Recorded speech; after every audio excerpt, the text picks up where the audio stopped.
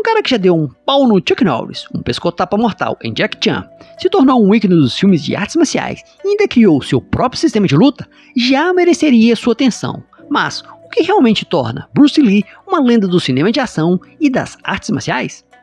Se quer saber a razão? Assista o vídeo!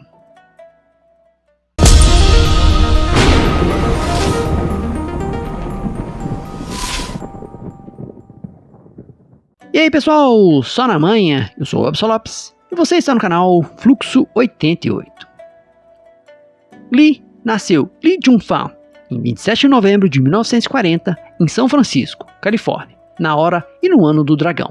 Seu pai, Lee Ho-chuen, cantor de ópera de Hong Kong, mudou-se com a esposa, Grace Ho, e 3 filhos para os Estados Unidos em 1939. O quarto filho de Ho-chuen nasceu enquanto ele estava em turnê em São Francisco. Lee recebeu o nome de Bruce, de uma enfermeira em seu hospital de parto, e sua família nunca usou o nome durante seus anos pré-escolares. A futura estrela apareceu em seu primeiro filme aos 3 meses de idade, quando atuou como substituto de um bebê americano em Golden Gate Girl, em 1941. No início da década de 1940, os Lee voltaram para Hong Kong, então ocupados pelos japoneses. Aparentemente um talento natural diante das câmeras, Lee apareceu em cerca de 20 filmes como ator infantil, começando em 1946. Ele também estudou dança, vencendo a competição de Cha-Cha-Cha de Hong Kong, e também se tornaria conhecido por sua poesia. Quando adolescente, ele foi insultado por estudantes britânicos por causa de sua origem chinesa, e mais tarde se juntou a uma gangue de rua. Em 1953, ele começou a transformar suas paixões em uma disciplina, estudando Kung Fu sob a tutela do mestre Ip Man. No final da década, Lee voltou para os Estados Unidos para morar com amigos da família fora de Seattle, Washington, inicialmente trabalhando como instrutor de dança.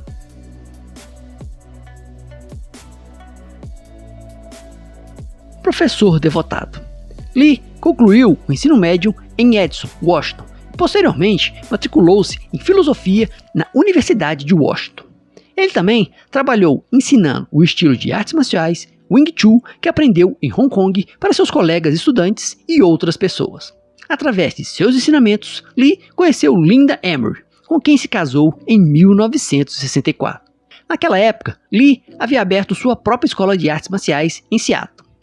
Ele e Linda logo se mudaram para a Califórnia, onde Lee abriu mais 2 escolas em Oakland e Los Angeles. Ele ensinou principalmente um estilo que chamou de Jet Kune Do, ou o caminho do punho interceptador. Dizia-se que Lee amava profundamente ser instrutor e tratava seus alunos como um clã, acabando por escolher o mundo do cinema como carreira para não comercializar indevidamente o ensino. Lee e Linda também expandiram sua família, tendo 2 filhos, Brandon, nascido em 1965, e Shannon, nascida em 1969.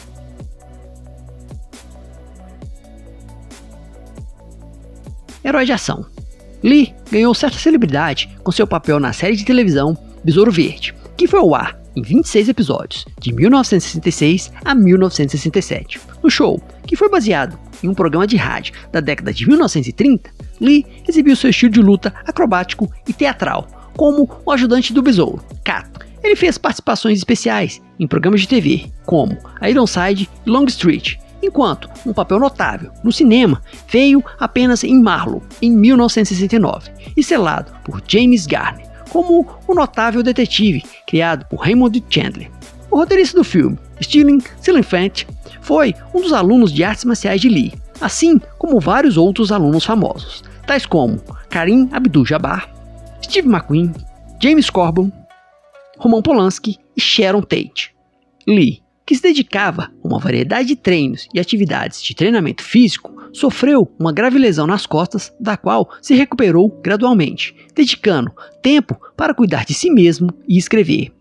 Ele também teve a ideia que se tornou a base para a série de TV Kung Fu, sobre monges budistas. No entanto, David Carradine conseguiu o papel principal, inicialmente previsto para Lee, devido à crença de que um ator asiático não atrairia o público como protagonista.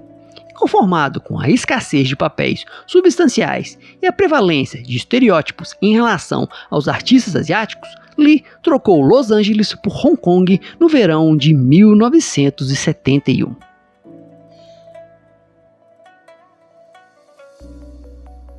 Quebrando recordes de bilheteria.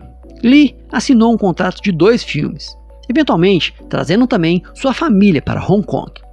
O filme O Dragão Chinês, The Big Boss, foi lançado em 1971 e apresentava Lee como o herói operário de uma fábrica que jurou não lutar, mas entra em combate para enfrentar uma operação assassina de contrabando de drogas. Combinando seu atletismo suave do Jet Kune Do com a teatralidade de alta energia de sua atuação em Besouro Verde, Lee foi o centro carismático do filme, que estabeleceu novos recordes de bilheteria em Hong Kong. Esses recordes foram quebrados pelo próximo filme de Lee, A Fúria do Dragão, Fists of Fury, também conhecido como The Chinese Connection, de 1972, que, como o dragão chinês, The Big Boss recebeu críticas negativas de alguns críticos após o lançamento nos Estados Unidos. No final de 1972, Lee era uma grande estrela de cinema na Ásia. Ele cofundou com Raymond Chow sua própria empresa, Concord Productions, e lançou seu primeiro longa-metragem como diretor, O Voo do Dragão, Return of the Dragon. Embora ainda não tivesse conquistado o estrelato na América, ele estava prestes a falecer prematuramente antes de seu primeiro grande projeto de Hollywood, Operação Dragão.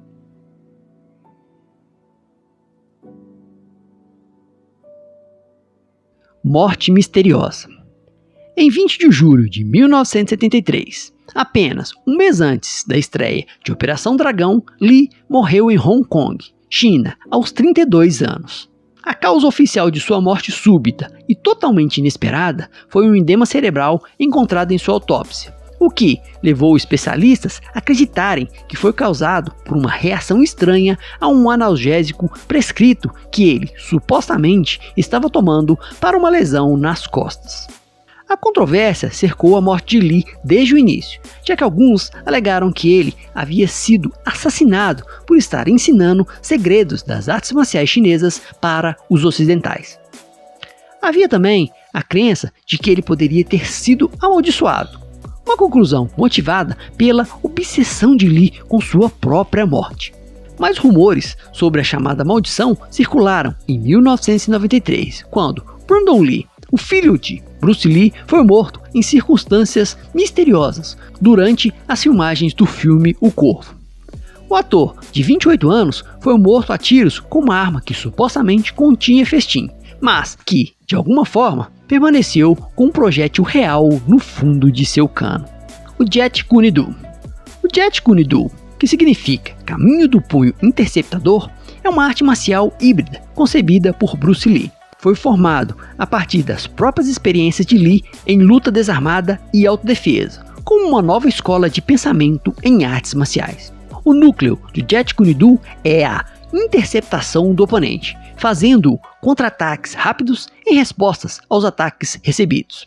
O Jet Kune Do também incorpora um conjunto de princípios para ajudar os praticantes a tomar decisões instantâneas e melhorar o eu físico e mental, pretendendo ter aplicações práticas na vida sem as rotinas e metafísicas tradicionais das artes marciais convencionais. Como uma arte marcial eclética, conta com um estilo de luta fortemente influenciado pelo Wing Chun, Taekwondo, boxe, esgrima e Jiu-Jitsu. Infelizmente, o próprio Bruce Lee nunca formalizou o Jet Kune Do antes de morrer, o que forçou os praticantes posteriores do Jet Kune Do a confiar em sua própria interpretação da filosofia criada por Bruce Lee. Legado.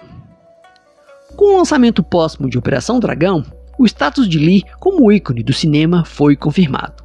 O filme, que teria um orçamento de $1 milhão, arrecadou mais de $200 milhões ao redor do mundo. O legado de Lee ajudou a pavimentar o caminho para a representação mais ampla de ásios-americanos no cinema e criou uma nova geração de heróis de ação.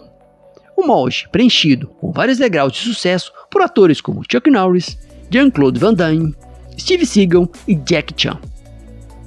A vida de Lee foi retratada no filme Dragon, The Bruce Lee Story, de 1993, baseado nas memórias de Linda Lee, de 1975. E no documentário de 2009, How Bruce Lee Changed the World. E no verão de 2013, o Museu do Patrimônio de Hong Kong inaugurou a exposição Bruce Lee Kung Fu Art Life. O legado de Lee como artista marcial de primeira linha também continua a ser referenciado. A filha de Lee, Shannon Lee, esteve amplamente envolvida na atualização de 2011 do Guia de Instrução do pai, Tao of Jeet Kune Do. Conclusão. O fato é que, por mais curta que tenha sido a vida e a carreira de Bruce Lee, o legado que ele deixou para o cinema de ação e para as artes marciais é inegável.